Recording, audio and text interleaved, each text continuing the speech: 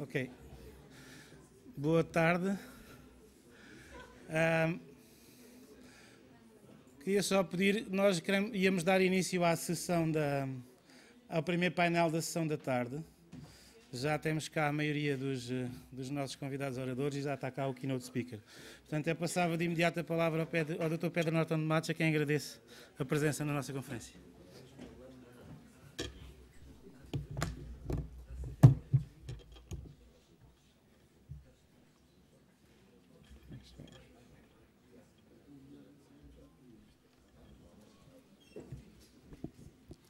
Ora, muito boa tarde a todos. Eu tenho este desafio de falar depois do almoço. É sempre aquele desafio de vos manter bem acordados. Eu quero começar por agradecer o convite que me faz sentir muito honrado de participar, desde logo, nas comemorações dos 100 anos do turismo em Portugal e preceder um painel tão ilustre e na continuação de uma agenda tão interessante quanto a que é apresentada no dia de hoje. Sou convidado para falar sobre o turismo sustentável e que o meu nome vem associado ao Green Festival, que é um evento, um festival de sustentabilidade que se vai realizar pela 5ª vez este ano e eu já lá irei. Portanto, a minha ideia era partilhar convosco 3 perspectivas nos próximos 20 minutos, 3 perspectivas. Por um lado, a minha perspectiva como viajante e, portanto, cabe naturalmente num fórum como este de turismo. Depois, no capital humano e diria na inteligência emocional, na inteligência social necessária para lidar com estes desafios com os quais somos confrontados e falar então um pouco do Green Festival que dizia fazemos há 5 anos e fazemos no Centro de Congressos de Estoril, que por si só é um excelente exemplo e uma boa referência de sustentabilidade num processo que eu já abordarei também mais à frente. Então, começando pelo perfil de viajante, eu sou um viajante inveterado, quase compulsivo, assim podendo viajo, e faz-me pensar num livro que não me recordo agora o nome do autor, é um filósofo francês, e esse filósofo francês fala da teoria da viagem, salvo erro é o livro, chama-se A Teoria da Viagem. E o que é que ele diz? Diz basicamente, vai buscar as origens bíblicas, a história do Abel e do Caim e classifica, não pretende ser redutor, mas indo a essa inspiração bíblica, histórica, diz que os descendentes, ou melhor, o Abel e o Caim, todos conhecemos de facto a história, e os descendentes o Caim, depois de matar o Abel, foi condenado à errância. Foi condenado a ser um viajante, um nómada. E, portanto, os descendentes, aqueles que gostamos de viajar, somos descendentes de Caim. Aqueles que são mais sedentários e que não gostam de viajar, são descendentes de Abel. E, portanto, ele começa, em termos assim filosóficos, a situar os viajantes. Eu não sei aqui na sala se há mais descendentes de Abel, se há mais descendentes de Caim. Eu presumo que sejamos mais descendentes de Caim. Mas depois vai ao longo do livro, de uma forma muito interessante, vai analisando o perfil do viajante e mostra que, efetivamente, também em termos históricos, situa que normalmente os nómadas foram sempre perseguidos. Portanto, os viajantes, os descendentes de Caim, foram sempre perseguidos, porque não tinham morada fiscal. Portanto, os nómadas, não tendo residência fiscal, nunca foram muito bem vistos. Para aqueles sedentários, descendentes do Abel, que têm residência fiscal, esses sim podiam pagar os seus impostos, com certeza, eram mais fáceis de controlar. E, portanto, dá esse enquadramento histórico de os nómadas sempre, digamos, perseguidos, até chegar à parte do livro em que mostra como cada um de nós, como viajante, se comporta. Quando é que começa a viagem? Como filósofo que é, faz mais perguntas do que dá respostas. Então questiona, como é que nós viajamos? E eu devolvo um bocadinho esta questão, ou deixo esta questão também com a audiência. Como é que cada um viaja? Quando é que começa a viagem? A viagem começa quando nós estamos a planear, começa quando chegamos ao destino sonhado? Ou quando batemos a porta de casa e saímos, seja de autocarro, seja de comboio, seja de avião, onde é que começa a viagem? E depois, como é que nos comportamos nas viagens? Quando chegamos ao destino pensado, como é que nos comportamos? Fotografamos, fazemos vídeo, tomamos notas, fazemos um diário, não fazemos nada disso. Há seguramente respostas diferentes aqui nesta sala, em que cada um de nós se comporta de uma maneira diferente. E no pós-viagem, como é que nós recordamos a viagem? Como é que nós fazemos o balanço das viagens? O que é que recordamos um dia depois? Um mês, um ano, uma vida? E, portanto, situa um bocadinho o viajante. Eu sou um viajante, digamos, também com o meu perfil, determinado, e hoje em dia, eu viajante, como todos vós, nós temos, e vivendo na sociedade da informação e do conhecimento, nós temos um acesso a muita informação, um acesso fácil, estamos mais informados e temos o chamado poder do consumidor. Nós, nas nossas decisões de compra, temos um poder enorme, equivalente ao poder da democracia no voto. Portanto, quando nós expressamos o nosso voto, quando expressamos a nossa vontade, é-nos conferido, de facto, esse direito. E assim estamos também como consumidores em geral e como viajantes em particular, nos destinos e nas formas que elegemos de viagem. E, portanto, e há pessoas muito bem, naturalmente, conhecedoras e muito mais conhecedoras do que eu do tema do turismo, que já em painéis anteriores e nos próximos painéis vão abordar naturalmente o tema e o papel dos agentes. O papel dos agentes numa sociedade de informação e do conhecimento em que há uma desintermediação. Reparem que há algumas profissões ligadas à área do turismo que estão a ser reinventadas, estão a ser repensadas, estão a ser reanalisadas. O papel, por exemplo, das agências de viagem. Eu, hoje em dia, como viajante, informo-me bastante.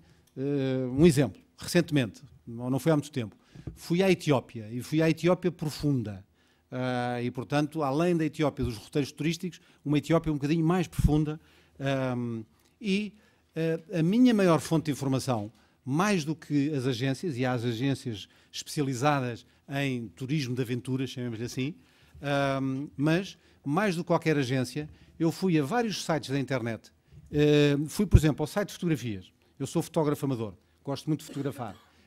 E fui ao Flickr e vi fotografias da Etiópia, nomeadamente do sul da Etiópia, do Vale do Omo, e acabei por trocar impressões em chat com alguns desses fotógrafos que tiraram fotografias, e isso permitiu-me ter um conjunto de dicas importantíssimas, nomeadamente que devia levar moedas, neste caso notas, de um birre, a moeda etíope, um birre, mas que naquela zona sul, naquelas tribos mais nómadas que vivem da pastorícia, que tinham que ser notas novas. Então tive que trocar em Addis Abeba e levava um saco de notas, até porque um birre vale muito pouquinho, para as fotografias, porque depois o fotografado pedia e já sabia, portanto, que a moeda de troca é o birre. Mas isto apanhei na internet, não apanhei em nenhuma agência de viagens. E como esta, muitas outras informações. E, portanto, eu só dou este exemplo, e que não vou ser exaustivo, para lhe falar, de facto, da sociedade da informação e do conhecimento e do impacto que tem, as novas tecnologias, o poder do consumidor e a quantidade de informação que nós temos. Daí também a pergunta do filósofo. Quando é que nós começamos a viajar? Pelo menos comigo acontece, às vezes quando chego ao sítio, ao local da viagem, já tinha viajado tanto antes que parece que já lá tinha estado. Tal a informação que tenho de alguns desses locais. E isto altera imenso as regras do jogo, e quando se faz 100 anos, seguramente que em 100 anos muitas e muitas alterações têm acontecido na forma de abordar este tema do turismo e do papel dos seus agentes. E hoje uma palavra, mas que é muito mais que uma palavra, é muito mais do que um adjetivo, é muito mais, portanto, encerra nela tanta coisa, fala-se em experiências. Nós, hoje em dia, as nossas viagens são vivências, são experiências. E, portanto, os hotéis já não vendem quartos, nem vendem salas de conferências, vendem experiências. Alguém dizia aqui num painel de manhã, que antigamente também talvez se fazia turismo e viagens para descansar. Agora admite-se que muitas vezes até nos viajemos para nos cansarmos, mas é um cansaço, eu pelo menos digo isso por mim, cansaço saudável. Se eu for fazer uma viagem, que já fiz várias, privilegiado que sou, tive várias oportunidades de ir, nomeadamente à Ásia. Ir à Ásia e voltar, e quando se vem com o jet lag e com aquelas diferenças todas, nós não vimos propriamente muito descansados do ponto de vista físico, não é? Portanto, esta coisa do descansar, do turismo para descansar, muitas vezes fazemos turismo para nos cansarmos, mas é um cansaço saudável, é um cansaço de experiência, de vivências e que tem a ver com muitas outras coisas, tem a ver, no fundo, com o nosso conceito também de felicidade e de ser felizes e de ser equilibrados, etc. Bem, mas deixem-me ir aqui e pedir emprestada uma expressão que eu ouvi do meu amigo Armando Rocha, que aqui está, da Neoturis, muito experiente na área do turismo, com muitos anos, mais de 20 anos de carreira também fora, em vários países e também em Portugal, e utilizou, numa apresentação que eu vi o Armando fazer, uma terminologia que acho muito interessante e que eu trago para aqui para partilhar, que é do high-tech e high-touch. E o high-tech, e não são mutuamente exclusivas. O high-tech, naturalmente que a tecnologia, o suporte tecnológico, é aqui uma ferramenta indispensável, é um facilitador, é um enabler. Mas eu quero focar sobretudo no high-touch, porque a tecnologia, por si só, não é um fim, é um meio. E então o high-touch é o aspecto da atitude, é o aspecto do comportamento, é o aspecto humano, é o aspecto, por isso é que eu referi no início, o capital humano, a inteligência emocional. Eu ontem lia uma entrevista da Presidente da Associação de Hotelaria, a Cristina Cisa Vieira, e da entrevista dela tirei, entre outros temas, a sustentabilidade, portanto, o ambiente, a sustentabilidade, o capital humano. Falava muito, de facto, do capital humano. E é este high-touch. E eu, profissionalmente, trabalho, uma atividade que desempenho é relacionada com a área de consultoria na área do capital humano, das pessoas. E aí utilizo uma expressão também anglo-saxónica, que são os hard skills e os soft skills. Sendo que os hard skills são as competências técnicas de cada uma das nossas áreas de especialidade, e as soft skills são, como o nome indica, são soft e são intangíveis. São áreas, diria, mais difíceis de tangibilizar, mas que fazem toda a diferença. E que é este high touch que o Armando Rocha referia e que eu trago aqui como expressão emprestada. Porque é fundamentalmente nesse domínio da atitude, do comportamento das pessoas, da diferenciação que pode ser feita, que se faz a diferença. E o desafio de facto aqui é que temos todos, não é? E quando se fala hoje em dia em crise, também é, como sabem, crise está associada à oportunidade e a oportunidades, e também no turismo há enormíssimas oportunidades relacionadas com a crise. O desafio é fazer mais com menos.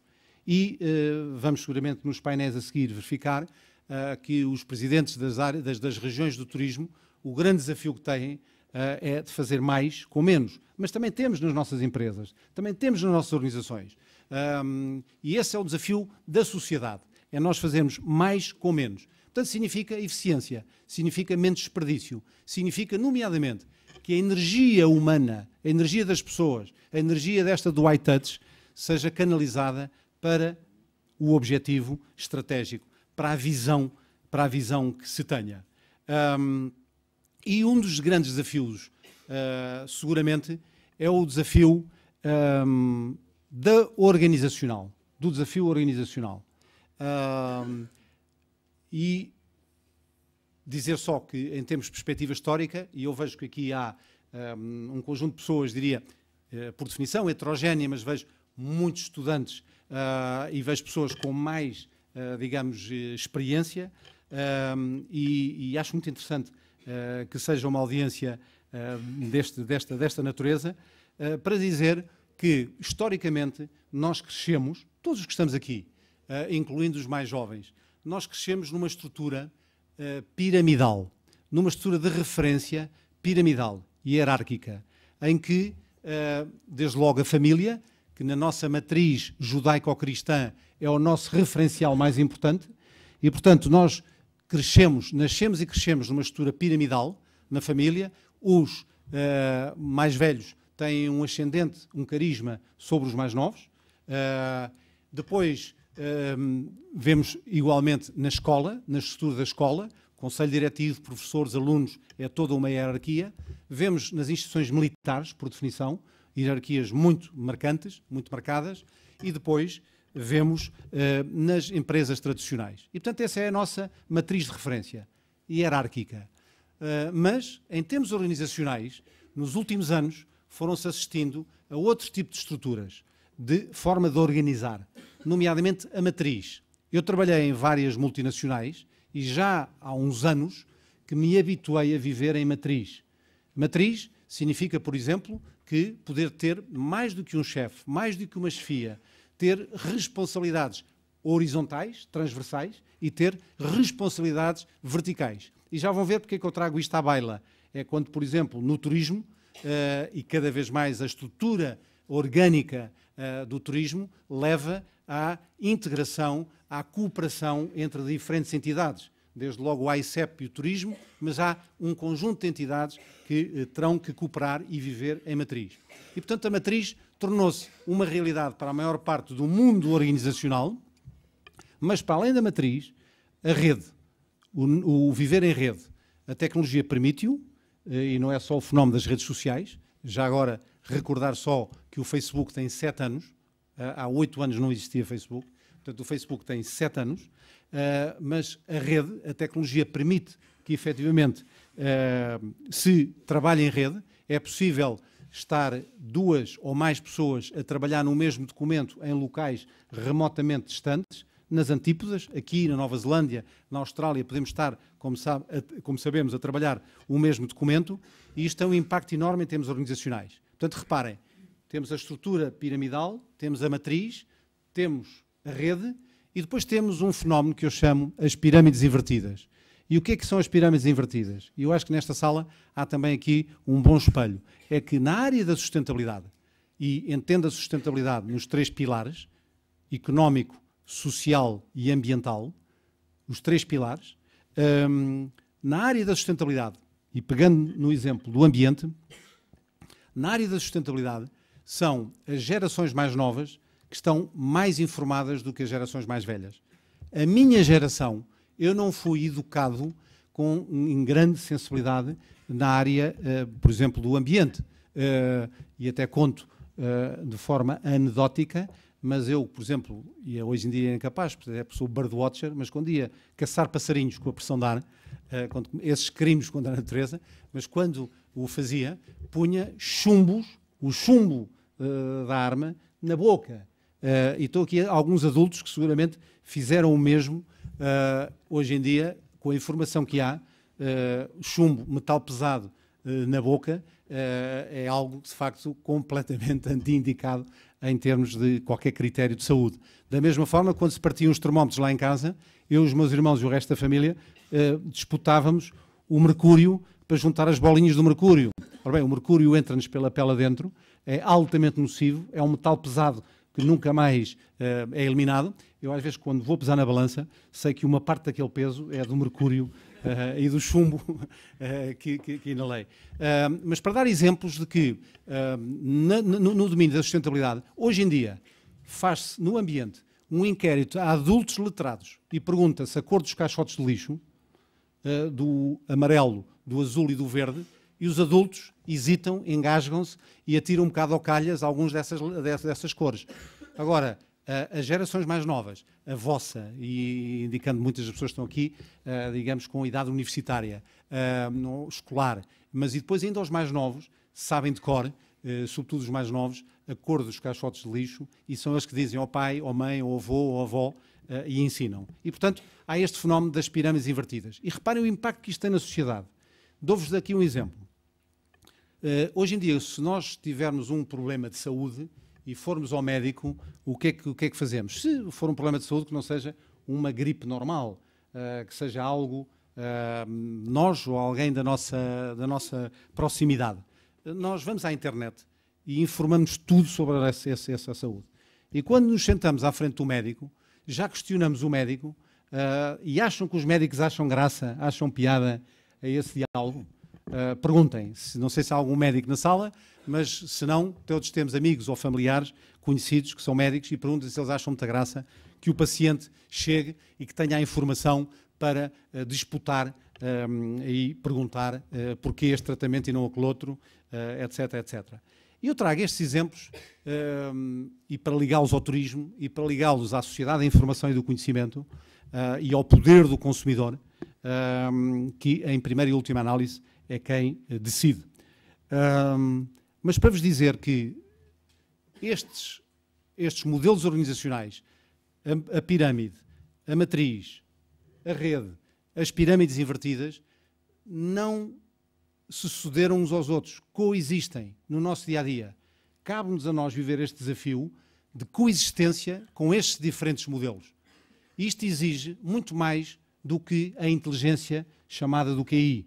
Isto exige uma inteligência emocional. Isto exige uma inteligência social muito grande. No nosso papel também, e aqui estou a apelar também ao nosso papel cívico, à nossa capacidade de intervenção de cada um de nós, que tem a capacidade de fazer a diferença. E, portanto, o capital humano, o high touch, eu ligo muito a este aspecto da inteligência emocional, da inteligência social, que permita que saiamos do nosso eu egoísta, seja em termos pessoais, seja em termos da nossa organização, para falarmos, em vez do eu solitário, no nós solidário.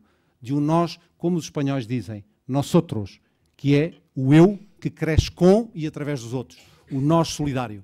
E acho que vai ser muito preciso isso na área do turismo. Essa solidariedade, essa cooperação entre diferentes organismos, diferentes áreas, quando o desafio é fazer mais com menos, é claramente um desafio que estas organizações terão que dar o exemplo. Viver em rede, viver em matriz, é a realidade do dia-a-dia do turismo e das organizações que representam o turismo.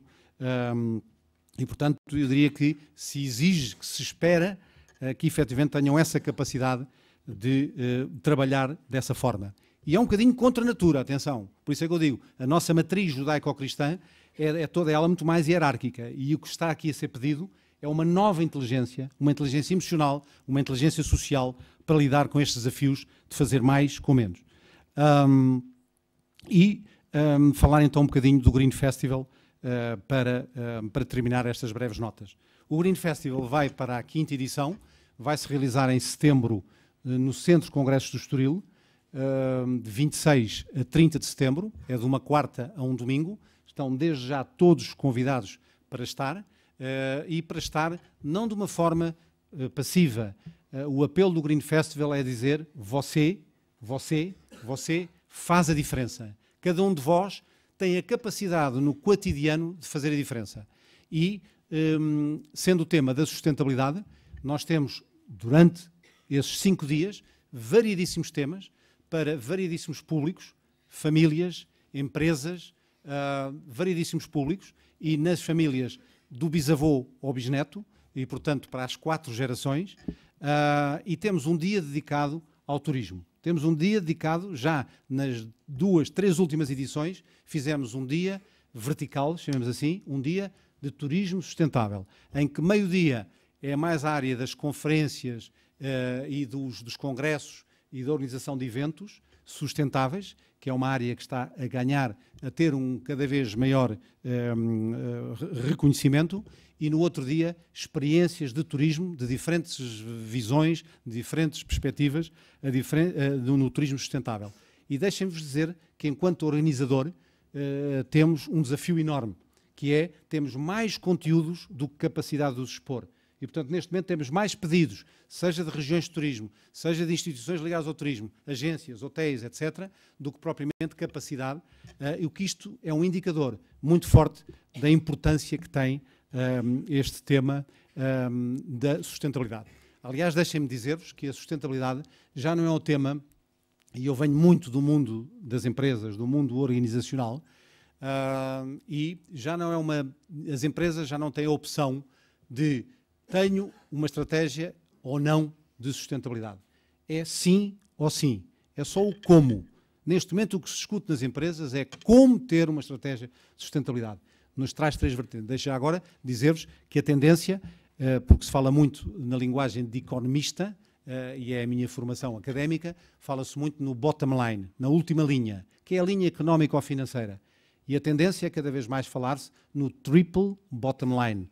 E o triple bottom line é o conceito da sustentabilidade. É a última linha, é não só a económica ou financeira, mas também a do ambiente e também a do social. E afinal, tudo está integrado.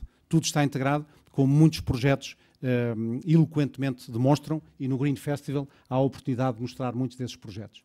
Nós escolhemos, já agora eu como mentor e organizador, inspirei-me num modelo americano do Green Festival. Pensei, quando visitei pela primeira vez em São Francisco, pensei em trazer para Portugal adaptando, e foram feitas algumas modificações, mas desde logo foi convidado o Centro de Congressos do Estoril para ser parceiro nesta caminhada. E como digo, vamos para a 5ª edição. E o Centro de Congressos do Estoril porquê? Eu tinha visto uma entrevista do Pedro Rocha dos Santos, que aqui está connosco, e a quem felicito, a ele e à equipe, pelo trabalho, magnífico trabalho que têm vindo a fazer nestes anos, independentemente do Green Festival, fazem-no como Centro de Congressos do Estoril, num processo de certificação bastante exigente como entidade green, como green venue, e tem tido o reconhecimento internacional e nacional desse seu percurso. E é com orgulho que vejo que o Centro de Congressos tem ganho bastantes prémios e reconhecimento nessa área desta caminhada, porque é um processo, é uma caminhada, e o que se evoluiu, e eu falo por mim, o que se evoluiu nestes 4 anos foi enorme, evoluiu-se enormemente. E acredito que os próximos 4 anos ainda venham a conhecer um salto maior. Portanto, eu, na minha perspectiva do turismo, e porque não há nenhuma área que eu conheça na área empresarial, nenhum setor económico, nenhum setor de atividade que não tenha uma política, ou não tenha que ter uma política de sustentabilidade. E porquê? Por várias razões, mas desde logo pelo poder do consumidor. E não se esqueçam, o consumidor é rei. O consumidor, ao decidir na sua decisão de compra, decide efetivamente que tipo de produto, que tipo de serviço é que vai comprar. E aqui entra uma vez mais, entra o tema da sustentabilidade e entra o tema do capital humano, do high touch, que permitirá seguramente humanizar muito também este tema do turismo. E eu queria terminar, de facto, com o apelo, que é o apelo do Green Festival. Você faz a diferença. Portanto, cada um de vós, no vosso cotidiano, em casa, no escritório, na comunidade onde estão inseridos, fazem a diferença. E uma das maneiras de fazer a diferença é conjugar este eu, que é cada um de nós individual, este eu solitário, mas é um eu forte de autoestima, é um eu forte de autoconfiança, com o nós comunidade, o nós solidário. Porque só assim, e vou-me repetir, nós, que é o eu com e através dos outros, é que podemos crescer e, seguramente, desenvolver e construir um modelo de sustentabilidade para o nosso desenvolvimento. Portanto, o futuro, diria, está nas vossas mãos. Façam a diferença. Muito obrigado.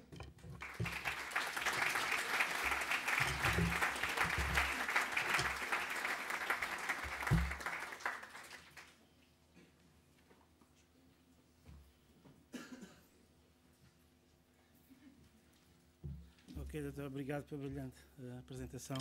O doutor Pedro Norton de Matos vai ficar para todo o painel e, portanto, a sessão de debate farão as questões que acharem pertinentes, que o doutor Pedro Norton de Matos fará a questão de as responder. Chamava então, por fazer o favor, o segundo painel, o doutor António Carneiro, o doutor António Pina, o doutor Pedro Machado e o doutor António Ceia da Silva. Por favor.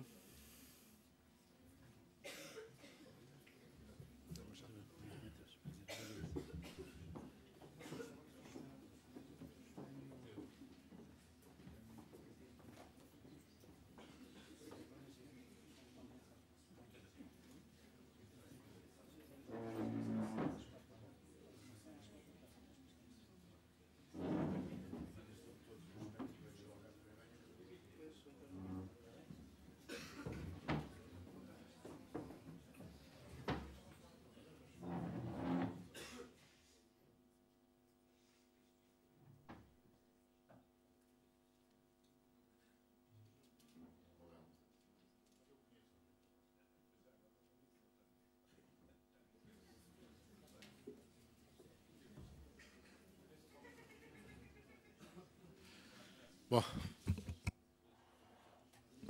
é suposto que esteja ligado, está. Boa tarde a todos. Meu nome é António Carneiro, eu estou aqui anunciado enquanto Presidente da Assembleia Geral da Associação das Regiões de Turismo, das Entidades Regionais de Turismo. Sou Presidente da Turismo do Oeste, mas gosto mais de me apresentar aqui nos meus colegas como o decano, o mais antigo, não sei se sou, penso que sou mais velho também, o antigo mais velho. Já hoje me chamaram isso, que não tem problema, porque é na minha região, é na região Oeste, que é a maior reserva de dinossauros do país e da Europa, portanto, para lá caminho. Bom, eu vou seguir a ordem que aqui está, no programa que vos foi distribuído. Nós estamos a aguardar ainda o colega do Algarve, que sei que já está no Espaço Gulbenkian. Espero que não seja a assaltar um museu para ver se arranja dinheiro para pagar os ordenados, porque isto está mal. E, portanto, nós começamos mesmo sem ele, para que vocês não tenham que esperar. O primeiro interventor é o meu colega e amigo Pedro Machado, que é Presidente da Turismo do Centro de Portugal. É também vereador da Câmara Municipal de Montemor o Velho. Eu tenho que sempre pensar se o nome é o Velho. Montemor o Velho, de onde veio em passo de corrida para estar aqui connosco. O Pedro é também Presidente da Agência Regional de Promoção Turística do Centro. Pedro, fazes favor, sabes qual é o tema? Avança. Eu penso que nós temos à volta de 10 minutos cada um de vocês.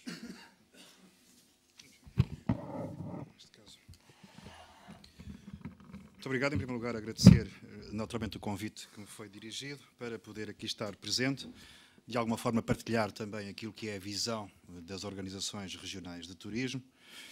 Nesta fase, eventualmente, e depois que aproveito agora para cumprimentar o nosso moderador e colega e amigo António Carneiro, fará seguramente, ou terá a oportunidade de dirigir o debate nesse sentido, mas não iria distinguir aqui entre a agência e a entidade regional, ia falar um pouco na perspectiva da região centro, e cumprimentando o António Carneiro, cumprimentava naturalmente também o António Pina, o Joaquim Rosa do Céu, o Ceia da Silva e todos aqueles que aqui estão a partilhar um bocadinho da tarde connosco. Eu, de facto, vi um bocadinho em passo de corrida, porque ser autarca, que é uma belíssima e boa experiência, obriga-nos depois a ter que despendermos e a dividirmos algum do nosso tempo.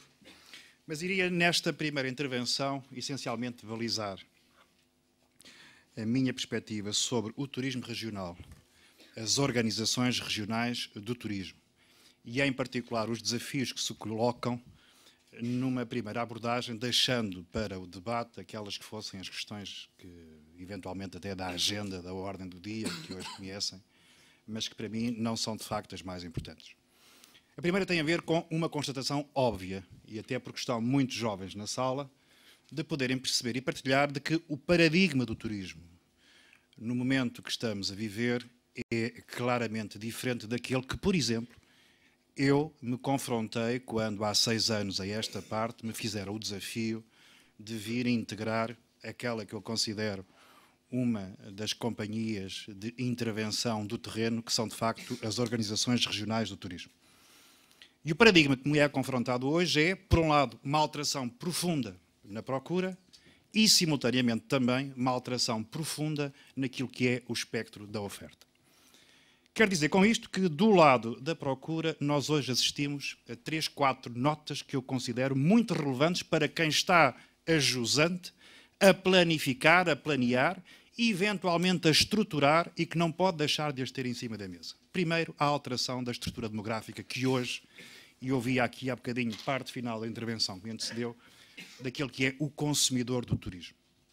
E hoje há uma profunda alteração na estrutura demográfica daqueles que são verdadeiramente consumidores do turismo. Segunda nota, na emergência das atitudes e das opiniões daquilo que são os hábitos e os padrões de consumo de quem consome turismo. Foi dito, perdoa-me repescar a intervenção anterior, se o autor não me leva a mal, mas, de facto, há hoje uma alteração profunda no estilo, na motivação, no poder aquisitivo e na capacidade da decisão de quem consome este produto, que é, de facto, o turismo. Terceira, para além destas alterações de atitudes e motivações, há, naturalmente, também alterações de comportamento daqueles que consomem turismo. Isto é um novo paradigma em relação àquilo que é, de facto, o consumidor final, a quem nós dirigimos a nossa intervenção. Do lado da oferta, novos mercados, sobretudo mercados que até aqui Portugal não era confrontado num período recente. Estou-me a lembrar quer do Norte da África, estou-me a lembrar quer da Turquia, da Tunísia, etc., etc. E esses novos mercados trazem consigo, para além de novos desafios, exatamente novos modelos de negócio, onde, do meu ponto de vista, o online pontua. Isto é, nos últimos 10 anos, Portugal vive uma alteração profunda entre aquilo que eram até aqui a consolidação dos modelos de negócio assentes nos instrumentos das novas tecnologias e que cresceu mais de 30% nos últimos 10 anos. E isto faz, do meu ponto de vista, toda a diferença. Para quem planeia, para quem estrutura e para quem regionalmente tem que dar resposta a estes novos desafios que lhes são colocados. E é sobre isto que eu acho que as organizações regionais de turismo também têm que dar um passo no sentido de interpretarem estes novos padrões do consumo, mas simultaneamente se ajustarem a estes novos modelos que, do lado da oferta, hoje têm novas estruturações. Sobre isto, queria-vos dizer que subscrevo, mais uma vez, parte da intervenção que eu vi final. Há 3 vetores dos quais nós, organizações regionais, em parceria com aquilo que terá que ser a umbrella do turismo de Portugal, teremos que respeitar. Esses vetores são, de facto, a sustentabilidade, não apenas no modelo da consolidação daquilo que é o modelo de negócio, mas particularmente de uma sustentabilidade que terá que deixar disponível para a geração vindoura o produto que nós hoje podemos consumir, o valor, seguramente, da competitividade, e este valor da envolvente competitiva é, seguramente, nós podermos perceber quais são as flutuações que os mercados hoje nos estão a dar e como é que nós reagimos e competimos para esses novos mercados, e, finalmente, valor ao cliente. São, para mim, os 3 eixos fundamentais que terão que nos guiar neste desafio de concertação entre as estruturas nacionais, entre as estruturas regionais, face a esse novo paradigma da oferta e ao novo paradigma da procura. Valor ao cliente, sustentabilidade, envolvente competitiva. Porque turismo é operação, turismo é negócio. Às vezes pode parecer um bocadinho cru dizer isto assim, mas verdadeiramente estamos a falar num setor-chave da nossa economia, num setor-chave da nossa balança económica, que representa só, por exemplo, na nossa região centro, 2011 fechámos com cerca de 187 milhões de euros, diretamente ligados ao setor, porque do ponto de vista da transversalidade nunca é possível quantificarmos ao cêntimo, mas estamos a falar de facto de uma componente que emprega 16% de mão de obra ativa na região centro. E é este confronto entre a assunção de uma nova dimensão do desenvolvimento económico e social que nós temos que estar presentes e temos essencialmente que, ao sermos confrontados com aquilo que os mercados todos os dias nos dizem, que nós temos que virar a nossa ação para essas novas megatendências. Eu estou a tentar ser mais ou menos, Sr. Presidente e Moderador, meu caro colega, objetivo nesta intervenção para deixar depois para o debate, que estas não eram as pistas que eu queria deixar. Portanto, primeira questão, paradigma oferta-procura. Segunda questão, os vetores que eu considero prioritários no desafio que é colocado às organizações regionais. Finalmente, o que é que temos pela frente? A crescente globalização, que não é apenas um chavão, que nos obriga, como alguns dizem, a pensar global, a agir local, eu diria a pensar regional. O pensar regional significa que nós temos, com todas as esferas e estratos daquilo que é a atividade económica de uma região, de pensarmos que todos os atores são importantes e não apenas por cortesia. Não apenas inscrevermos nos programas eleitorais das câmaras municipais, depois das empresas municipais, depois dos agentes regionais, que de facto o turismo é um setor importante. O turismo é um setor importante porque ele gera riqueza, porque ele gera desenvolvimento e porque tem receita. E essa receita é, no caso do mercado interno, muito importante para as economias que nós temos, mas é simultaneamente também aquele que eu considero hoje dos mais exportadores que o país pode ter. Se nós pensarmos o valor global da receita do turismo, os tais 7 mil milhões de euros ano, então nós estamos a falar em qualquer coisa como algumas vezes a produção da Alta Europa. E é preciso que os decisores tenham esta consciência. Nós não estamos a falar de um setor que é feito com boa praia, bom sol, boa gastronomia, algum artesanato e umas pessoas simpáticas a rirem-se a receber turismo. Não é nada disso o que nós estamos a discutir aqui hoje. Estamos a discutir outra coisa.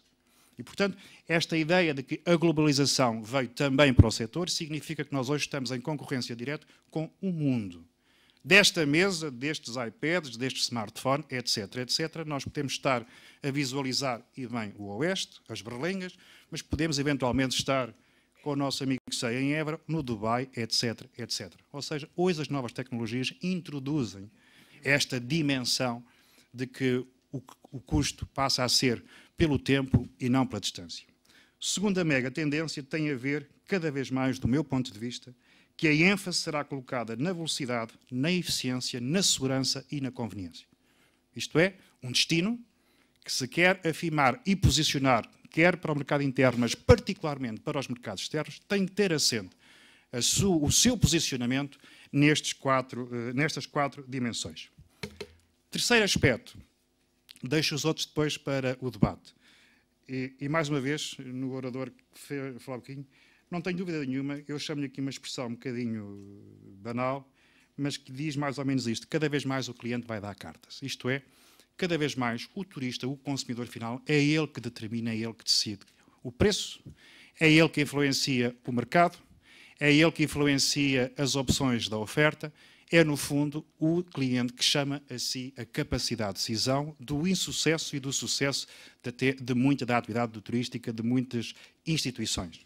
Quero dizer com isto que hoje, com a capacidade que temos, nomeadamente até com os nossos telemóveis e, sobretudo, nas redes sociais, com os Facebook, Twitter, etc., etc., o cliente tem não só acesso direto e imediato a tudo aquilo que ele pode eventualmente querer usufruir, mas particularmente influenciar o preço, como ele pode determinar o sucesso ou o insucesso, por exemplo, de uma unidade hoteleira, de uma experiência, de uma empresa, etc. Porquê?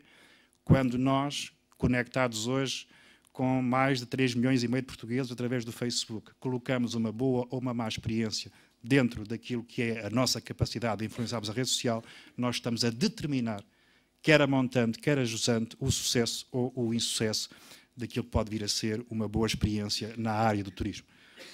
Tinha algumas mais questões. Eu vou respeitar escrupulosamente o tempo, porque acho que é isso que me merecem os meus colegas de mesa, e deixar aberto para o debate aquilo que me parece, ou que me pareceu ser algumas das pistas que aqui trouxe, em nome da Organização Regional de Turismo no Centro de Portugal, e que este contributo seguramente possa contribuir também para o sucesso desta sessão. Muito obrigado. Muito obrigado, Pedro.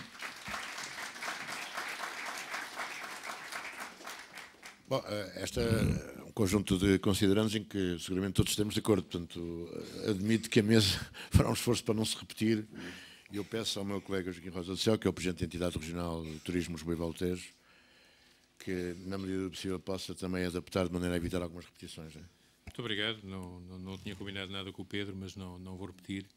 Vou-me centrar, portanto, vou procurar centrar-me num tema de uma forma mais prosaica sobre regiões de turismo.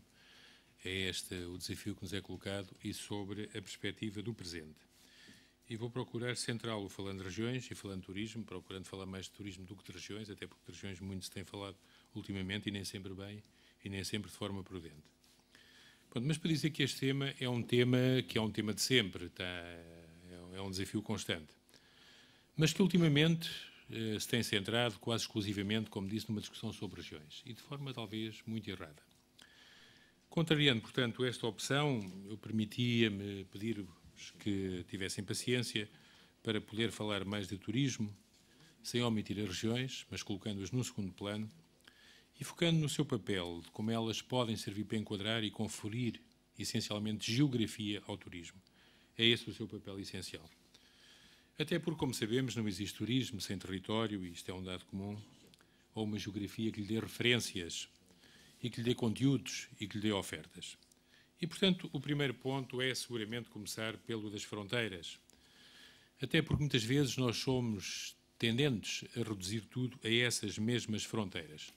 E para vos dizer que, apesar de tudo, as regiões são definidas exatamente pelas suas fronteiras, pelo que fica dentro da região, pelo que é limitado. Pelo contrário, o turismo está sempre para além dessas fronteiras. Contém as fronteiras, mas situa-se para além delas. E, portanto, aparentemente, podia-se dizer que estávamos aqui perante um paradoxo, um equívoco, quando procuramos associar estes dois conceitos. Mas talvez não. Porque não existe seguramente turismo sem essa base, sem esse núcleo, que é a oferta de cada espaço, de cada território, mas o turismo situa-se numa outra escala, como o Pedro também aqui referiu. Ou seja, por um lado, uma escala que seguramente tem que ver com a dimensão, com o tamanho, com a massa crítica, mas por outro lado, uma dimensão que é imaterial e que é intangível e que tem a ver com questões ligadas à identidade, à notoriedade e ao reconhecimento. A realidade, seguramente, é que o turismo tem muito que só pode ser feito pelas regiões, mas tem outro tanto que não deve ser feito por essas mesmas regiões. Por isso, quando o que é feito é concretizado na escala e na dimensão erradas, então estaremos seguramente perante custos desajustados e sem o retorno que augurávamos como expectável e como desejável. E, portanto, as regiões têm muito trabalho para fazer, muito trabalho de enquadramento, que tem que ver com qualificação urbana, com fenómenos de segurança, com fenómenos ligados à adequabilidade da oferta do produto à procura turística, com a valorização de zonas que hoje são essenciais e que têm crescido um incremento grande, mas com a constatação de que, apesar da enorme qualificação que tem sido operada em termos urbanísticos nas regiões, quando viajamos de facto por Portugal, nós constatamos que, mesmo assim, ainda muita coisa há para fazer e muito há para melhorar. E este muito que há para melhorar deve ser feito, seguramente, também pelas regiões. Mas aqui é essencial duas situações. É essencial que consagremos atitudes de parceria e que consagremos uma cooperação efetiva. E é necessária coordenação em tudo isto. Mas seguramente só existe coordenação quando se sabe exatamente e se sabe, para além de qualquer dúvida, quem é que coordena o quê. Eu acho que é aqui que reside grande parte do equívoco e da contradição, no saber o que fazer e saber quando parar de fazer. Eu atrever-me a dizer que, seguramente, as regiões devem, essencialmente, gerir destinos turísticos e depois promover esses mesmos destinos. A gestão do destino é, na minha opinião, então, o espaço natural das regiões. O Plano Estratégico Nacional de Turismo confere à natureza da intervenção das estruturas regionais de turismo e aponta-lhes um caminho quando propõe intervenções diretamente ligadas ao destino. E aqui trata-se de mobilizar vontades, seguramente construir pontes entre diferentes interesses, integrar ofertas, inventariar recursos, numa palavra, melhorar o produto. E privilegiar conteúdos regionais distintivos. Perguntamos, então, onde parar? Seguramente devemos parar quando esta escala está errada, quando ela não tem dimensão, quando não produz economias de relevo, quando não opera o necessário e expectável retorno, quando, ao fim e ao cabo, produz despesa, só despesa. Ora, os turistas têm limites, mas o seu limite é a sua própria imaginação, não são as fronteiras administrativas. Essas não contam no espírito de quem viaja, nem na sua preocupação. E uma constatação destas aconselha seguramente a aspectos básicos, logo à partida, a que no domínio da promoção e da divulgação se estabeleça a colaboração e o encontro entre as estruturas regionais de turismo. Criarmos oportunidade para sermos menos as fronteiras e para sermos mais os produtos e as ofertas. Ao fim e ao cabo, criarmos escala, criarmos quantidade, criarmos qualidade e oferecermos diversidade. Levar um conjunto de ofertas que toquem muitos públicos e que permitam um retorno maior. Promover para mais gente, para mais gostos, para mais interesses, para mais estilos comportamentais, para mais estilos de vida. As regiões devem, assim, na minha opinião, marcar encontro com produtos e com destinos. E nesta oportunidade, aproveito para poder destacar o que tantas vezes nem sequer é referido. As nossas cidades médias e o nosso mundo rural. As nossas cidades têm que ser, crescentemente, espaços preparados para receber. Mas o melhor do mundo rural também tem que ser devidamente estruturado. Trabalhar para melhorar o que o turismo encontra e, neste âmbito, concretizar o tal encontro entre regiões e o turismo.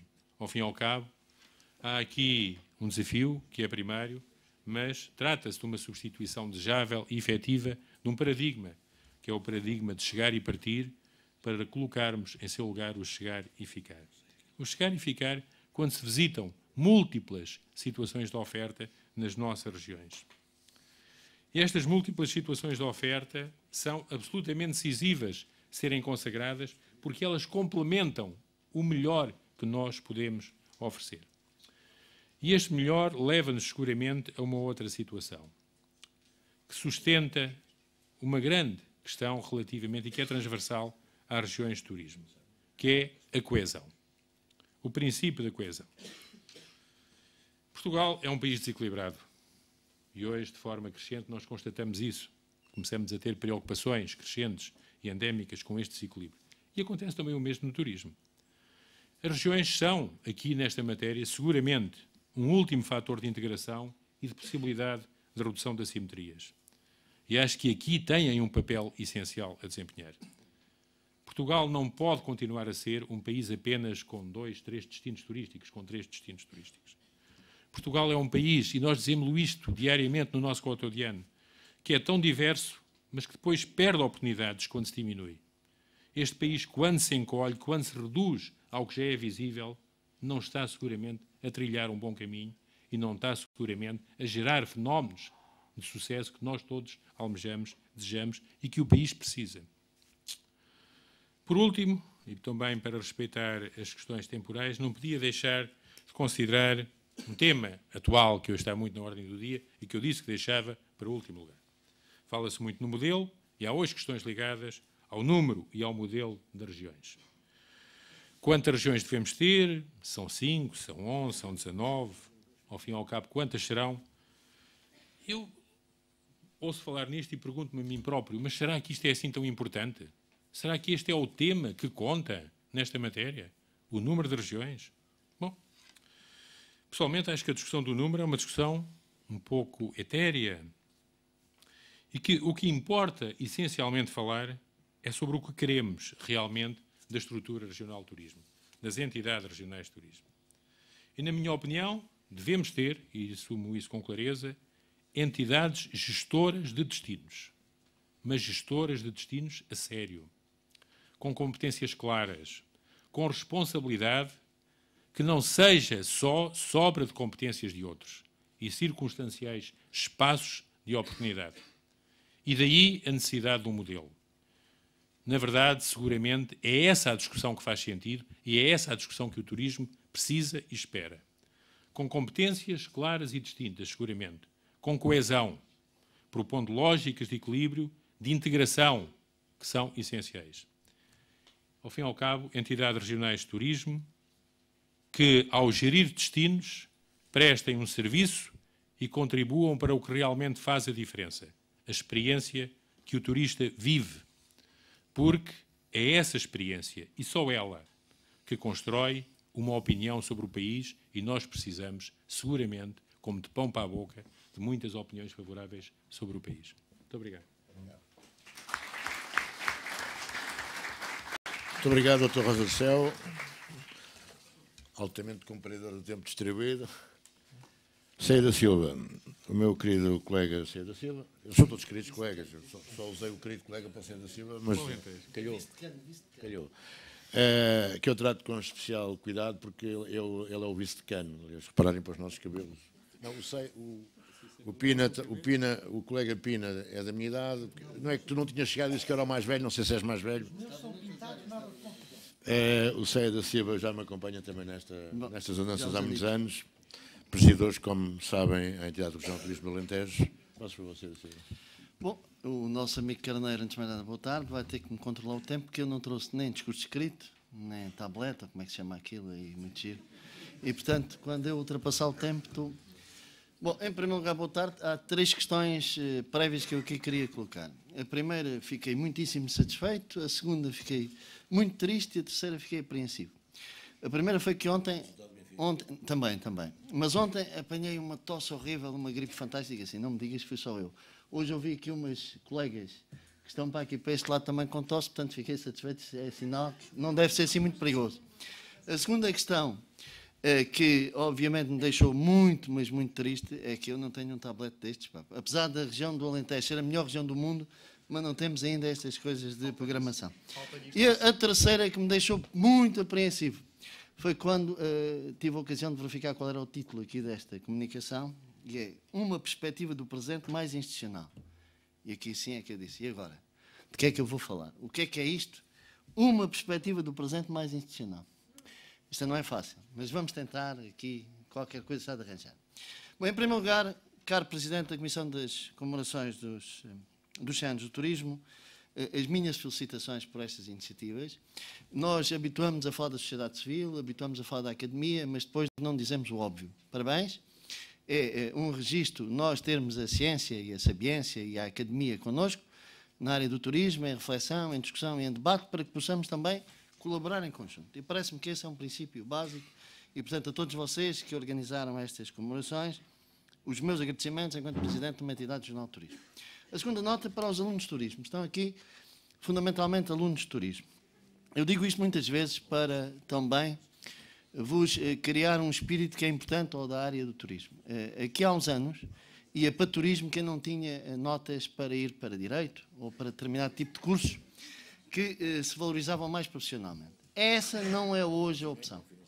Portanto, quem hoje escolhe turismo é porque gosta de turismo. E, portanto, os alunos que optaram por fazer o seu curso superior de turismo é porque gostam deste setor, veem nele uma janela de oportunidades, veem nele uma experiência profissional altamente enriquecedora e isso, para mim, é extremamente importante poder partilhar isso convosco. Porque esse é o princípio, e esse é um princípio que eu considero fundamental. Aliás, há 10 anos não havia praticamente bibliografia de turismo. Hoje vai havendo e vocês vão fazer parte e vão ajudar a constituir essa bibliografia. Portanto, o vosso papel aqui hoje é muito determinante e é decisivo neste tipo de intervenções. Quando se fala em turismo e quando se fala em organismos regionais de turismo, fala-se em território. O turismo não é igual aos outros setores. O turismo é território, meus caros amigos. Turismo é assim, pode chegar em um governo qualquer e lembrar-se de fazer uma Direção-Geral de Educação em Lisboa com linhas globais para a educação no país. O turismo não é nada disso. O turismo e as linhas estratégicas do turismo no Alentejo não têm nada a ver com aquilo que é o pensamento, a filosofia, a estratégia a seguir no centro ou no Algarve. E, portanto, se há uma linha comum de intervenção e de imagem de marca Portugal, há linhas muito específicas que são claramente território. E turismo é mais do que território. Turismo é partilha e é ligação com os agentes, com todos os agentes. Meus caros amigos, eu podia-vos só dizer os últimos 3 dias da minha vida. Hoje já estive em Aljustral e estou aqui. Na sexta-feira estive comecei logo de manhã em Serpa, na Feira do Queijo, depois passei por Évora, estive na Feira da Pesca Desportiva em Mora e acabei em Reguengos de Monsaraz. Sem helicóptero. Sem helicóptero. E no sábado estive em Alter, num colóquio sobre a cordelaria. Mas sabem porque é importante isto? Serpa, Reguengos, Évora, Viana do Alentejo, Alter do Chão, Aljustrel, porque nós temos que contactar com os agentes, com as populações, interagir com os municípios e com o território, interagir com os agentes privados, com os empresários. Essa é que é a diferença da gestão territorial. Porque se ela não for feita, não vale a pena haver entidades regionais de turismo. As entidades regionais de turismo justificam-se se nós estivermos no território, se nós interagimos com esse território. E essa é claramente uma linha de intervenção em que as entidades regionais de turismo, as regiões de turismo, são uma mais-valia para todo o mundo, porque elas existem em todo o mundo, organizações regionais de turismo. E não há nada mais perigoso, permitam-me que vos diga isto, e vou também citar o orador anterior, do que as palavras que ouvi aqui e que ouço hoje em dia, também já ouvi responsáveis políticos e governativos. Vamos fazer mais com menos. Que perigoso estas expressões. Mais com menos. Nada disso. Em turismo nem há mais nem menos. É um disparate esta afirmação. Em turismo há bem. Há excelente. E, portanto, o que está em causa aqui não é fazer mais ou menos, ou mais com menos ou menos com mais. É fazer muitíssimo bem. E essa é que é a diferença. É que não existe estratégia. E, ou seja, eu posso fazer, de facto, e aplicar determinado tipo de meios se houver uma estratégia, e aplicar muito mal poucos meios se não tiver estratégia. É claramente esta diferenciação que não é feita ao nível do setor e ao nível do país. É que não temos uma linha estratégica, não sabemos para onde vamos e como vamos, e para onde vamos daqui a uns anos, por muitos planos estratégicos que se possam para aí criar. Eu vou-vos dar um exemplo concreto daquilo que estou a dizer. Eu ontem estive, como vos disse, num colóquio sobre a cordelaria de Alter do Chão e fiz o trabalho de casa. E fala-se muito em turismo e toda a gente diz assim, a cordelaria de Alter é única no país, cavalos, turismo equestre, fantástico, vamos criar circuitos, roteiros, vamos trazer pessoas para vir a Alter do Chão para, de facto, uma experiência diferente com os cavalos. Pois é, e eu fui ver 3 sites E disse lá isso aos responsáveis da Fundação Alta Real. Fui ver o site de Jerez, lá à fronteira, na Andaluzia espanhola. Fui ver o site de Samour, na França, e vi o site da Fundação Alta Real. Bom, a diferença é abissal. A diferença é abissal. Ou seja, eu jamais iria para a cordelaria de Alteia do Chão. Se eu optasse, se eu gostasse de cavalos, se fosse aquela o meu nicho de mercado, nunca iria. Pela confusa, eu carregava no inglês, volto ao português. Eu quero ver o alojamento, não existe alojamento. Quero ver os preços, não existem. É isto, meus caros amigos. Turismo é exigência, turismo é qualidade. É aqui que toca a questão essencial. Façamos nós e falemos nós aqui do que falarmos. Usemos as expressões mais caras do mundo. Façamos os discursos mais eloquentes que possam existir. Turismo é muita exigência e muita qualidade. E só se exigência e qualidade é que existe turismo. Eu costumo dizer, e digo isto muitas vezes, e para quem vai seguir esta atividade profissional, que é a atividade mais exigente do mundo. E passo a explicar também. É que um professor, e há aqui alguns que dão 200 aulas por ano, pode haver 10 dias que aquilo não corre muito bem, que estão com um bocadinho de tosse como eu estou hoje. Uma cabeleireira pode cortar mal o cabelo, eu nem tenho, portanto corta bem de certeza absoluta. Mas, no turismo, quando nós vamos a um restaurante, queremos que aquela refeição seja excelente. E quando ficamos num determinado alojamento, queremos que seja o melhor dia da nossa vida. E é por isso que o turismo é exigência de elevadíssima qualidade. E é nesta exigência que a aposta em termos regionais é fundamental. E permitam-me aqui falar de uma coisa que para mim é muito cara e que eu digo há muito tempo.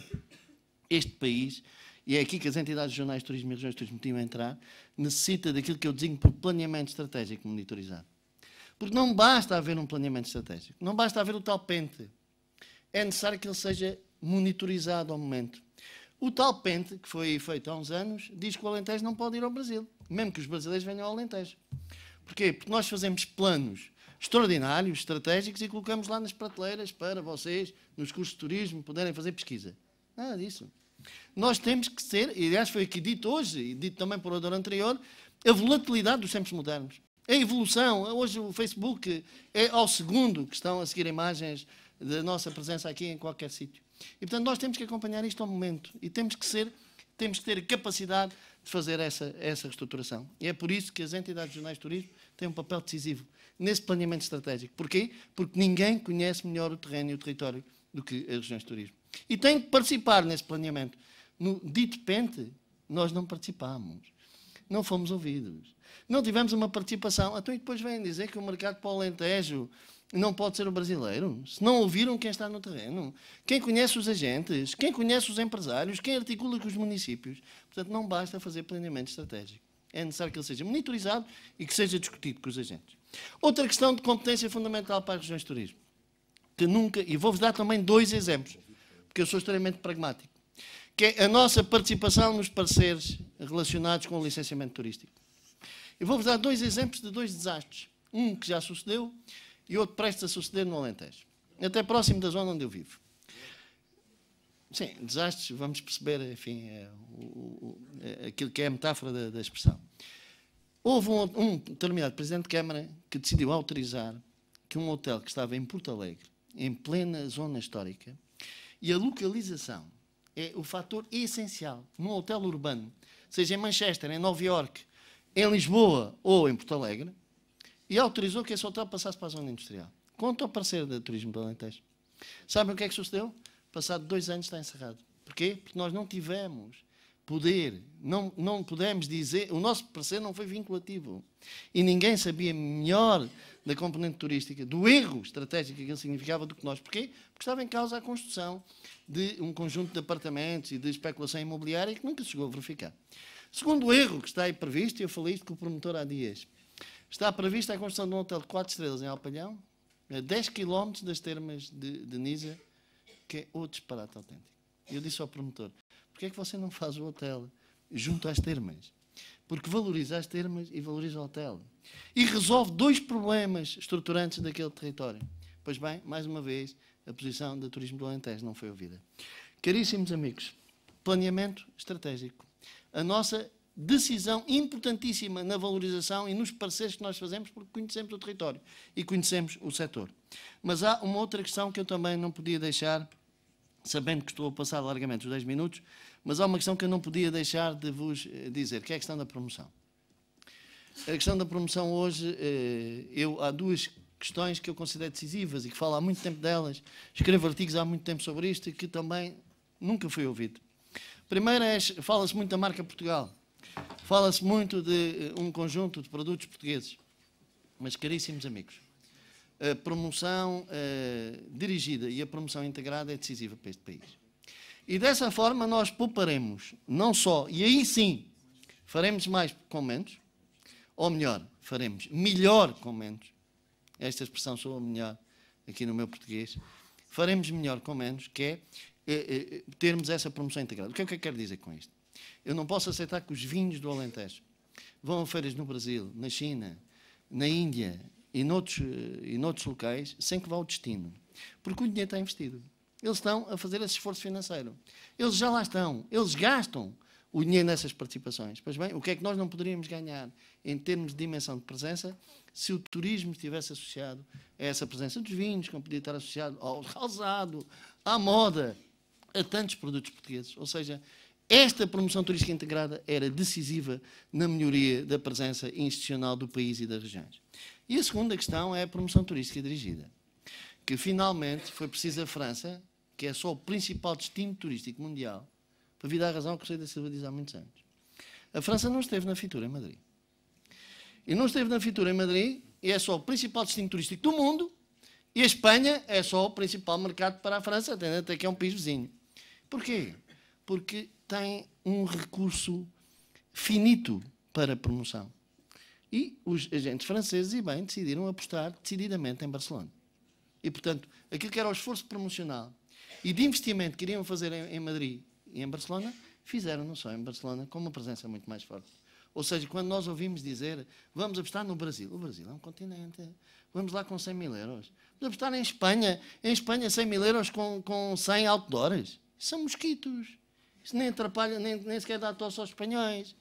Quer dizer, portanto, nós temos que ter consciência da importância de haver promoção, não só integrada, como uma promoção dirigida. Caríssimos amigos, tudo isto depende de uma situação que para mim é decisiva, seja que governo for. E isto é muito importante. É o reconhecimento do setor. E o setor do turismo tem que ser reconhecido por qualquer governo como um setor prioritário para o país. Não é só dar os números que o Pedro Machado deu. É os números que este setor representa para Portugal. E nós continuamos, não levem a mal, passando governos sobre governos, a brincar com o turismo.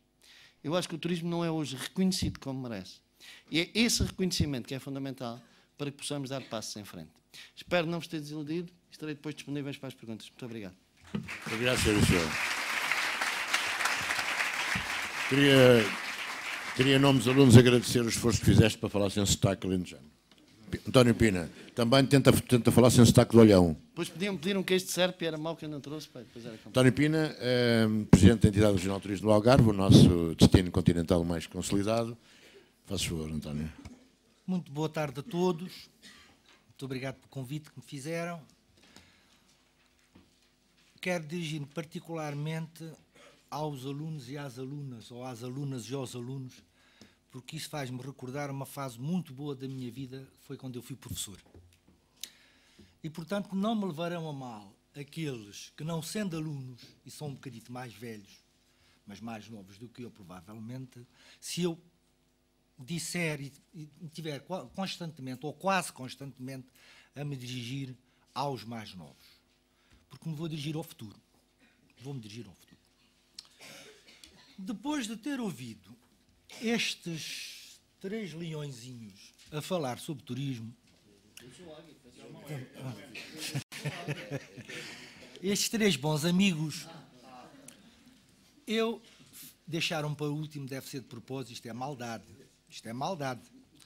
Porque eu já trazia um problema para resolver, que era perceber, o Cê da Silva já disse, uma perspectiva do presente mais institucional. Eu andei a roer isto, a roer, a ver se metia dentro nisto e tal.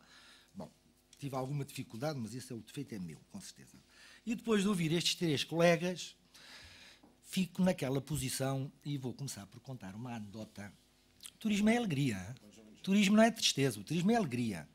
O turismo são experiências que marcam e que deixam a pessoa a pensar naquele destino e com vontade de voltar àquele destino. Era uma vez um homem preguiçoso, como eu, que vendia amendoins à porta de uma igreja. E esperava que o padre dissesse amém, para ele depois só ter que dizer doim. Ora, eu estou exatamente na mesma situação. Eu podia dizer agora doim, doim, doim. Tenho tudo dito. Não tinha mais nada para dizer. Bom, mas quer dizer mais qualquer coisa. Quer dizer mais qualquer coisa. O turismo é isto. Quem vai para o turismo tem que saber rir e saber rir e saber sorrir. O turismo é a indústria do sorriso. Metam isto na cabeça. Se a gente tem funcionários nos hotéis como agora o Sisuda, não vale a pena lá estar. Quer dizer, estão a prejudicar o negócio. Uma perspectiva do presente mais institucional. Eu acho, e aqui já foi dito de alguma forma, que o presente é uma coisa muito rápida, que a internet é uma coisa muito rápida, que é tudo uma questão de segundos. Eu creio cada vez mais que não há presente no turismo. Ou há passado, ou há futuro. Ou há passado para nós monitorizarmos o que fizemos e termos a coragem de corrigir o que fizemos mal e aproveitar o que fizemos bem e potenciar o que fizemos bem. E depois o que temos à frente é sempre o futuro. É sempre o futuro. O que é que eu vou fazer para trazer mais turistas ao Algarve? Usar as mesmas técnicas de promoção? Provavelmente algumas sim. Outras se calhar não. Eu não sei qual é a vossa formação religiosa, mas já alguma vez devem ter ouvido falar no maná. Quando os israelitas atravessaram o deserto durante 40 anos, tinham falta de comida e caía-lhes uma fruta branca que se chamava maná. E era com esta maná que eles se alimentavam. Bom, se os turistas fossem maná, não precisava haver regiões de turismo para coisa nenhuma. Eles caíam dentro dos hotéis. Eles caíam dentro dos campos de golfe. Eles apareciam por todo lado. Era desnecessária a promoção. Acontece é que os turistas não são maná. Nós temos que ir lá buscá-los, a casa, ao sofá, onde eles estão, ao emprego. E metam isto na cabeça. Cada vez que antecede mais o destino de férias, como perdoem os homens, são as senhoras e vocês, dos mais novos. E, portanto, nós temos que ter a sagacidade suficiente para perceber que, se calhar, temos que passar a falar em termos de promoção de um destino para as senhoras e para os rapazes e para as raparigas dos 14, 15, 16 anos, 18, 19. Porque eles, lá em casa, é que vão decidir, muitas vezes, onde é que vai ser o novo destino turístico onde os pais vão passar férias. E eu sei que isto é polémico, mas é bom que a gente crie alguma polémica, senão não vale a pena andarmos todos a dizer o mesmo. Deixem-me aqui que explique um bocadinho. O Rosa de Céu falou no novo modelo. Eu não sei bem qual será o novo modelo. Tenho umas luzitas, mas enfim. Vou falar-vos um bocadinho do atual modelo. E vou falar mais para os alunos e para as alunas. Nós, no Algarve, no mesmo edifício, temos duas entidades. A Associação de Turismo do Algarve, que é uma parceria pública ou privada, portanto, com privados e públicos, com dinheiros públicos e dinheiros privados, que faz a promoção do Algarve no mundo. Portanto, faz a promoção externa. E depois temos a Entidade Regional de Turismo, de que eu sou presidente desta e da outra, mas não acumulo os dois vencimentos, fique já claro, que faz a promoção do Algarve em Portugal só. Pode parecer que isto é exatamente a mesma coisa. Não, porque falta aqui um dado que eu vou dar agora. É que enquanto que a Associação de Turismo do Algarve, a tal parceria público-privada, faz promoção pura e dura do Algarve no exterior, a ERTA, a Entidade Regional de Turismo, além de fazer a promoção interna, tem que fazer uma outra coisa, que é estruturar o produto, criar o produto, refrescar o produto. O Algarve é um destino maduro, toda a gente conhece, toda a gente sabe. Mas se nós não refrescamos, não reinventamos constantemente, e portanto futuro, sempre futuro, não reinventamos constantemente a frescura do produto, é como o ciclista que se deixar de pedalar cai. E como é que se refresca um produto, um destino como o Algarve, que tem 3 grandes âncoras? O Solimar, o Golfo e os congressos. tem que se acrescentar a estas 3 diademas, a estas 3 joias, tem que se estar a acrescentar constantemente outros produtos, de menor dimensão, mas que ajudam a complementar, não é a substituir, é a complementar as 3 grandes âncoras. Refiro-me, por exemplo, dentro do chapéu grande, do grande chapéu, que é o turismo natureza, a observação de aves. O mergulho. Nós criámos no Algarve um programa que se chamava Olha ao Passarinho, que é o birdwatching. Depois tem estes palavrões técnicos. Na educação também havia o eduquês. No turismo também há o turiquês. São assim umas palavrões que a gente inventa, normalmente trazidos do inglês, embora a gente tenha as palavras portuguesas, dá assim um tom diferente a gente usar nos discursos umas palavras caras. Em vez de dizer ofertas, diz giveaways e coisas no género. Em vez de dizer tem que repetir aqui estes telefonemas, a ver se as pessoas não se esqueçam, tem que se fazer um follow-up, etc. São coisas que vocês depois vão aprender essas coisas todas.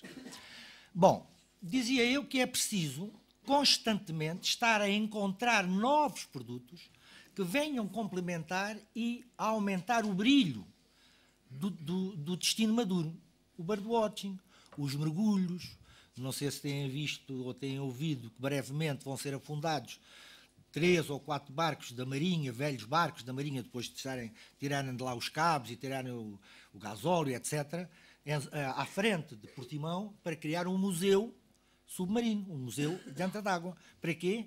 Para nós podermos depois promover o destino ou o produto mergulho. Mas a gastronomia constantemente, e acima de tudo, a gastronomia tradicional. A gastronomia tradicional. Porque é isso que nos distingue uns dos outros, é isso que distingue o Algarve, do Alentejo, etc, etc. Gastronomia tradicional. Oh, temos o melhor peixe do mundo. Vou aproveitar logo para fazer reclame.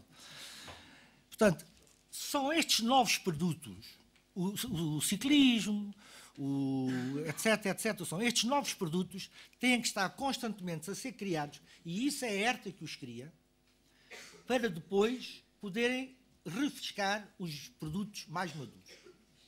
Criado o produto, vejam que isto tem vários passos. Criado o produto, é preciso saber se há no mercado empresas que estejam disponíveis para vender este produto.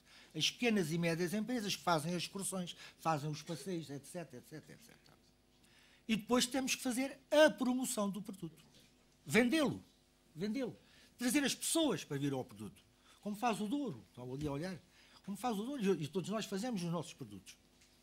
Mas no caso concreto do Algarve, se vocês forem trabalhar para o Algarve um dia, para além da construção do produto, chamada estruturação do produto, das empresas que vão vender o produto e da promoção do produto, nós temos um problema para resolver constantemente, que é as acessibilidades. Portanto, como é que os turistas chegam ao Algarve? Imaginem vocês que eu faço a promoção do produto birdwatching em Barcelona. Eu já assisti a esta asneira. Em Barcelona. Depois pergunto a seguir, até como é que agora os turistas de Barcelona vêm para o Algarve? Não há aviões. Não há aviões. De carro também não vêm, porque é longe. Portanto, eu tenho que pensar antes se tem a acessibilidade garantida. Senão não vale a pena fazer a estruturação daquele produto. Pelo menos para aquele mercado. Posso fazê-lo para outros mercados. Portanto, esta componente está a montante de tudo. Tenho eu acessibilidades para trazer os turistas para estes produtos que eu quero vender? E são estes os produtos que os turistas querem comprar? E onde é que está o turista que quer comprar este produto? Nós no Algarve temos vivido muito, porque também se calhar não temos alternativa, com as low costs. As low costs têm muitas vantagens. Conseguiram trazer turistas para o Algarve. Mas também têm fragilidades. E é bom que saibamos dizer isto e que vocês aprendam isto.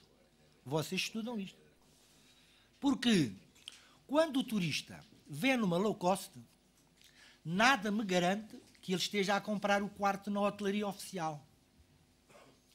Nós temos 200, 300 ou 400 mil camas clandestinas que não pagam um cêntimo de impostos. E, portanto, a low cost traz-me este problema. Mas também tem força. Portanto, eu não estou a dizer que não haja. Estou a dizer que é preciso perceber que tem fragilidades. E, portanto, eu devo insistir nesta tecla, que é, temos que apoiar um outro modelo de trazer os turistas ao Algarve, sem ser só nas low cost. E repito este só para que não haja aqui nenhum equívoco, que é voltar a apoiar a operação charter. Porque quando o turista compra avião na operação charter, eu tenho a certeza que ele está a comprar hotel. Está a comprar cama legal. E, portanto, está a alimentar a economia real e não estou a alimentar a economia subterrânea. E, portanto, fiz essa proposta agora quando andámos a discutir a história do incentivo, portanto, do apoio às novas rotas, tive o cuidado de deixar esta sugestão de que a operação charter devia voltar a ser apoiada no Algarve. E julgo que somos capazes de ter algum sucesso. Para terminar, porque depois irei falar de outras coisas, mais tarde, se houver tempo para isso. Se não fizermos promoção, podemos ter o produto, podemos ter quem o venda. Se não fizermos a promoção séria e bem orientada, nós corremos o risco de não ter turistas. Bom, e a promoção custa muito dinheiro. Que o digam os empresários do turismo. E o turismo é, acima de tudo, um negócio para os empresários. Não é um negócio do governo, deste governo ou de qualquer governo. É um negócio, o Estado que tem é que definir as regras do jogo e deixar que o jogo aconteça. Nós estamos cada vez mais, e pronto, isso também se percebe, com grandes dificuldades nas verbas para a promoção. Bom, mas eu pergunto, porquê é que os empresários do turismo não têm, na parte que diz respeito às despesas que fazem com a promoção? Refiro-me ao investimento que os empresários fazem na área da promoção. Porque é que essa fatia do seu orçamento não tem uma fiscalidade amiga diferente da restante fiscalidade? Porque é que não é olhado o turismo como uma indústria que exporta e, portanto, tem que ser tratada de uma forma diferente? Deixo também este desafio. Dir-me-ão, mas os governos, este governo, o outro que vier, precisa que os empresários paguem impostos. Tudo bem, exatamente por isso. Exatamente por isso. Porque se eles fizerem mais negócio, criam mais emprego. Se criam mais emprego, paga-se mais impostos. E cada vez as pessoas saem mais do fundo de desemprego e o Algarve está neste momento, estou já a acabar. Por isso é que eu sou algarvio. E por isso é que o Algarve está com um problema que tem de uma grande margem de desemprego. Portanto, duas sugestões deixo. Temos que voltar a apoiar a Operação Charter, temos que olhar para a fiscalidade no que diz respeito às despesas de promoção de uma forma diferente. Não terei o dom de falar tão bem sobre coisas assim mais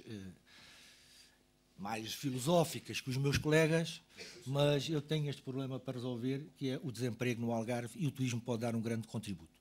Depois, lá mais para a frente, se quiserem, eu falarei sobre o Algarve, e depois gostava de terminar contando, tal como comecei, uma outra história. Muito obrigado. Muito obrigado, António Pina. Muito rapidamente, 3 ou 4 pontos que me sobressaíram da intervenção dos meus distintos colegas. O Pedro Machado deu um enfoque bastante grande à necessidade das regiões de turismo se adaptarem a esta contínua mudança, este mundo volátil em que nós vivemos, e o facto de terem permanentemente ter presente que os turistas mudaram muito e, portanto, e que o mundo mudou muito e que hoje estamos num mundo totalmente concorrencial, coisa que não acontecia, por exemplo, quando o Algarve nasceu para o turismo. O colega Rosa do Céu referiu aqui um aspecto a que também sou muito sensível, a questão das entidades regionais terem que assumir como determinante o seu papel na gestão dos destinos.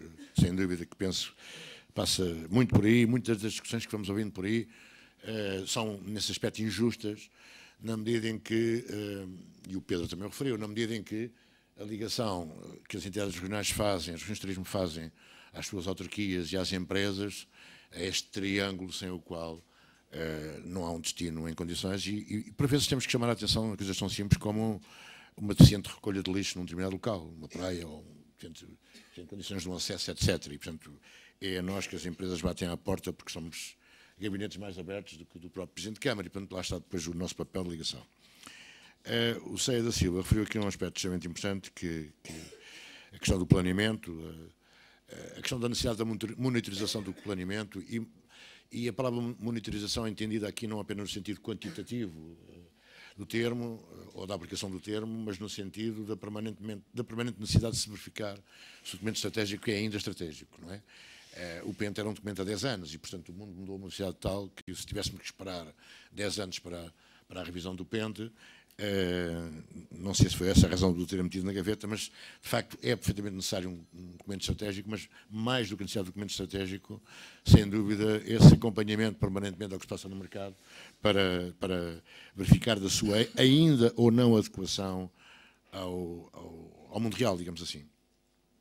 E, portanto, e referi um outro aspecto também para nós muito importante, que é a questão da promoção integrada. E penso que eles cruzam aquilo que ele referiu em relação ao Brasil. Todos nós somos um pouco vítimas desse espartilho, dessa rigidez dos planos. O colega António Pina, achei muito interessante o facto de referir que de facto não há presente. Esta imagem colhe muito com a tal questão da dinâmica e da volatilidade dos mercados e dos destinos. Nós temos que permanentemente aprender com o passado, porque os nossos setores têm que estar permanentemente no futuro.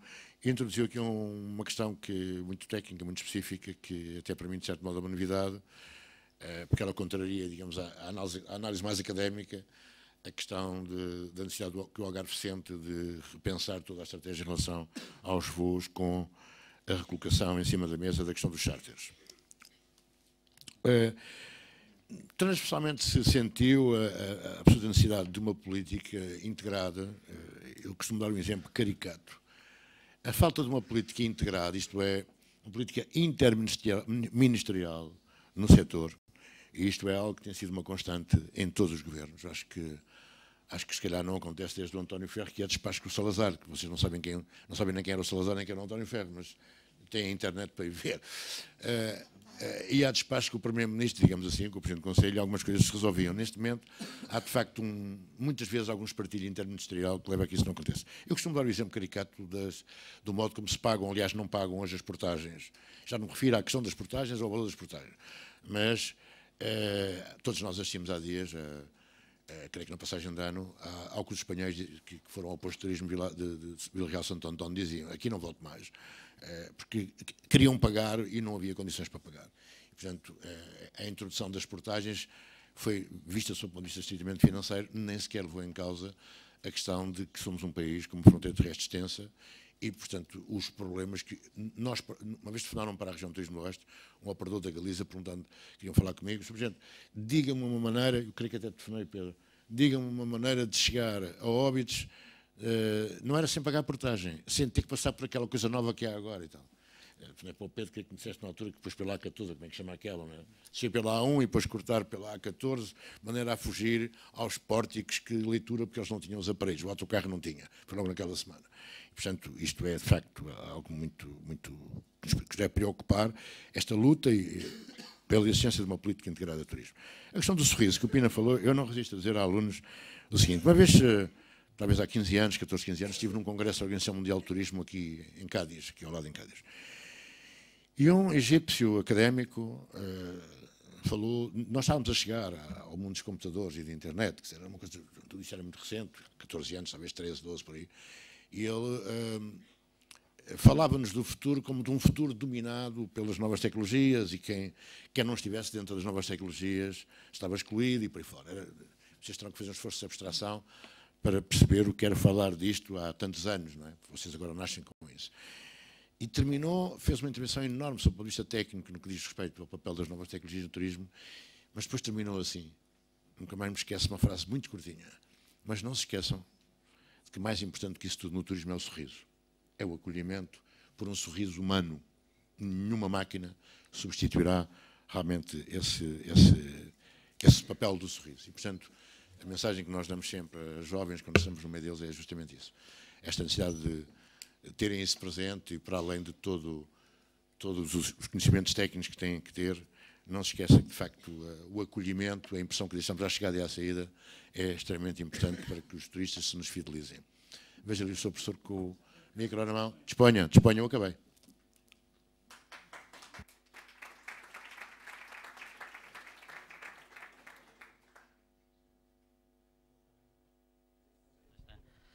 Boa tarde. Não é uma questão, mas se pudesse fazer um comentário só em relação às low cost e aos charters, eu concordo inteiramente aqui com o Dr. António Pina sobre a necessidade das ligações aéreas, são fundamentais e foram efetivamente um problema para o Algarve no passado.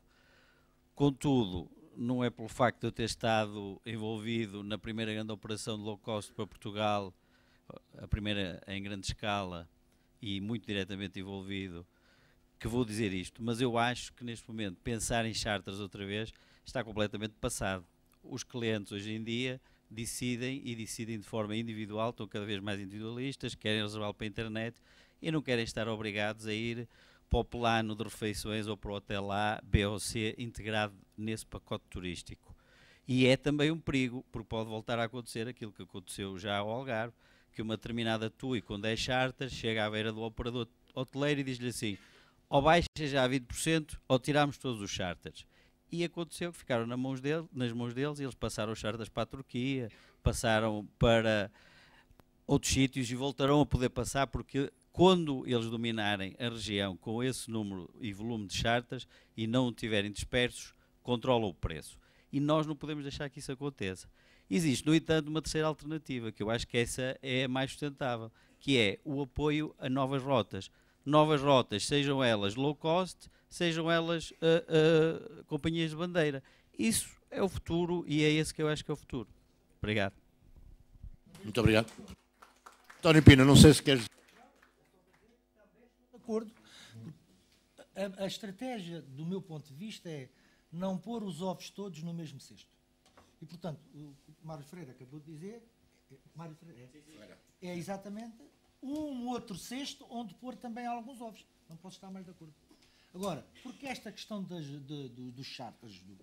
Porque nós lá no Algarve recebemos muitas vezes pedidos de apoiarmos a operação charter dos operadores portugueses, dos pequenos operadores portugueses, mas que trazem turistas. Trazem turistas todas as semanas, trazem um voo. Portanto, sentimos a necessidade de também os apoiar. Não está em causa retirar o apoio às low cost, nem de longe. Portanto, fica muito claro.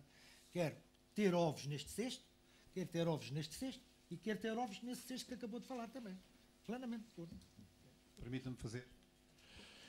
Posso fazer um comentário? Mais inscrições, faz favor. Quem é que tem o micro? Sr. Presidente, dá licença, então. Faça... Muito obrigado. Queria fazer 2 comentários. O seu último, que foi o tal do high touch, do sorriso.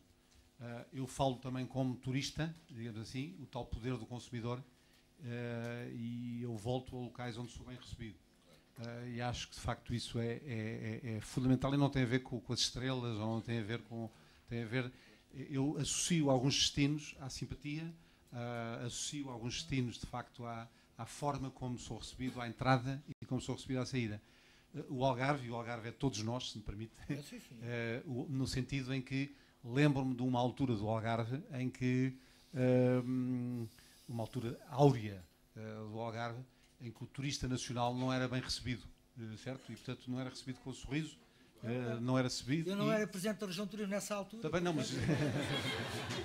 não, mas só para dizer que o mesmo local, né, e, portanto, pode fazer toda a diferença. Eu acho que, então, a formação em capital humano nas pessoas, acho que é, de facto, o grande diferenciador. Mas permitam só que use... Eu só vou usar mais 1 minuto de tempo de antena e tem a ver com o comentário do Dr. Ceia da Silva em relação ao Alentejo, região que eu adoro visitar. Aliás, todas. Eu sou o tal turista compulsivo e que começo a fazer turismo em território nacional.